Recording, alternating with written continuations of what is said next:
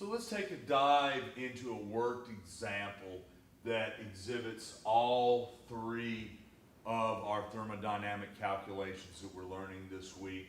The change in enthalpy, change in entropy, and change in Gibbs energy. Notice the naught symbol for each. We are assuming standard conditions of 1 atmosphere and 298 Kelvin, which is the same thing as 25 degrees Celsius. We have a table for our three substances that we're going to be looking at here in our decomposition of hydrogen peroxide into water and gaseous oxygen. These tables have the standard enthalpies changes and the standard entropy changes. So as we can see here, it's always important to look at what state of matter that we're looking at standard conditions. Of course, hydrogen peroxide and water are liquids and oxygen is a gas. Also notable that the change in enthalpy of an element is essentially zero. We'll see that for any elemental form. So let's get going here. We'll first tackle the change in enthalpy, then we'll do the change of entropy. We'll take our results and plug them into our general equation that we're learning this week for change in Gibbs being the result of a change in enthalpy of a reaction minus the temperature at which this reaction is happening, once again 298 Kelvin, times the change in enthalpy at that temperature. Okay, once again, always remember we're looking at temperature as Kelvin, so the question may be written in word form. Calculate this at 25 degrees Celsius, ding ding, that's standard conditions, that's 298. That satisfies the use of this table. If we were not at that temperature, or at least fairly close to it, this table would be unusable. Okay, we'll be getting into situations where we're at other temperatures, but that is later down the road. So change in enthalpy and change of entropy are both examples of products minus reactants math equations here. So I've done it where the brackets show each side, product side and reactant side. So we're going to first look at it as the enthalpy change for the whole reactants, the whole reaction. So we are using our coefficients here. So we have products, our coefficient for hydrogen peroxide times its standard molar value, that's a kJ per mole, so we have to multiply that, and that should be a 5, not an 8, sorry.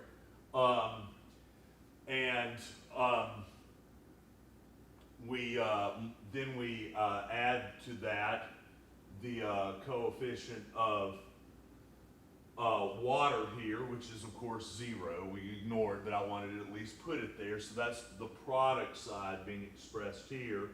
Once again, water and oxygen's enthalpy changes, minus the reactants, which is the coefficient of hydrogen peroxide times its standard molar enthalpy change.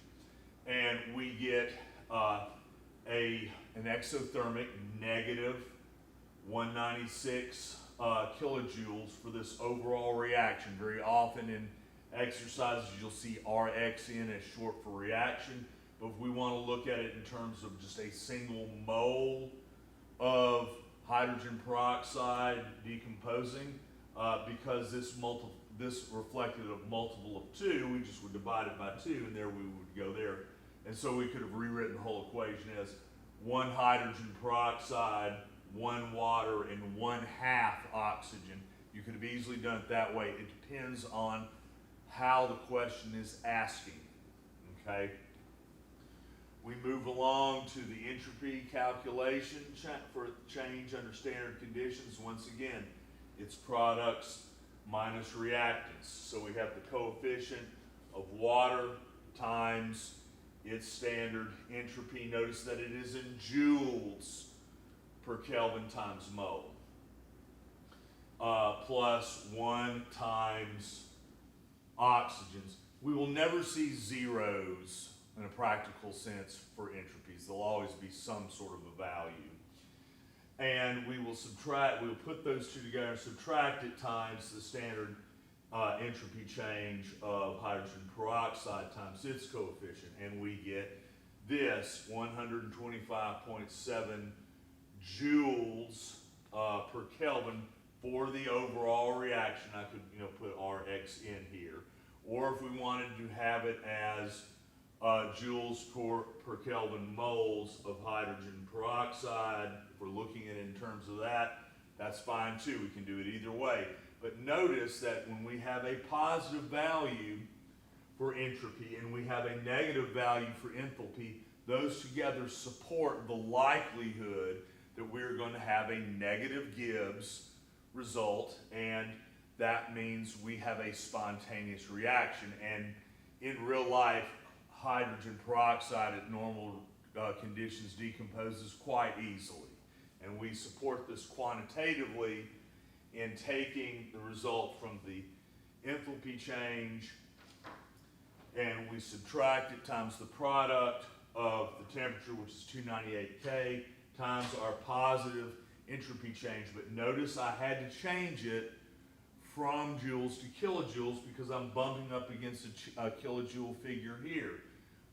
Joules to kilojoules, just move the decimal place 3 places to the left, or divide by 1,000, whatever works for you, and we get a very spontaneous reaction here for the overall reaction, or cut that in two and we do it, and that would be for just a single mole decomposition of hydrogen peroxide. So the takeaway here once again is that the change in Gibbs free energy is the result of its standard enthalpy change minus the product of the Kelvin temperature times the entropy change. We are assuming here that we're at standard conditions, so we can use the not table.